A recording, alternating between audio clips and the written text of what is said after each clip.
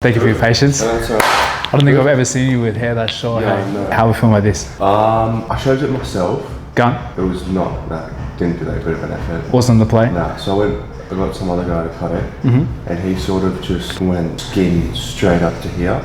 I sort of want to keep it short, but I did not like high fade. High fade, no high fade. Okay.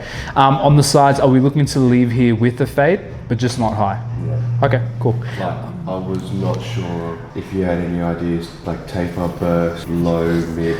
Yeah, I think like a burst fade would look sick through here. Yeah. Especially that look is really starting to come heavy, especially like South America, that kind of vibe. We're seeing it heaps with football overseas as well. Yeah. So I think instead of doing like a traditional buzz cut all the way around, nothing wrong with that. Yeah. If we do that burst fade, Yeah. you know, it's still nice and short on the sides, but also trendy at the same time. Yeah. Would that be something cool for you? Good, yeah. Okay, sweet. So I think if we do the burst fade on the sides, we won't take that high. Yeah. Okay, we'll keep it more of a lower one. Yeah. But I do want to box up the back of the neck through here. Yeah, okay, okay. just so we can keep this nice and sharp and neat, and then potentially grow it out later if you choose to. Yeah. Okay, but right now there's all these tricky growth patterns at the back that's going to look untidy if I don't do anything with it today. Yeah. Is that all right? Yeah. Okay, beautiful.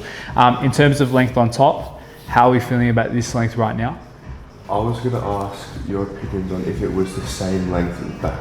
Nah, it's shorter down the bottom. Well, Yeah. because it grew out from a fade. Yeah. Okay. Are we looking to eventually get this length the same length as the length on top? Probably, yeah. Yeah. I was looking at that. What do you think? Look, yeah, We'll do a like burst especially if we're going to do a burst fade, Yeah. I think so. I think today I don't want to match the top to the length of the back completely Yeah. because that'll be too short. Okay. I still want you to have a little bit of movement up top. Yeah. But what we can do today is we can blend the back into this length down the bottom. Yeah. And then I do want to take down the fringe just a little bit because this is like scissor length Yeah. right now. I wouldn't mind running like a number 6 over the top, which will bring it down to finger length.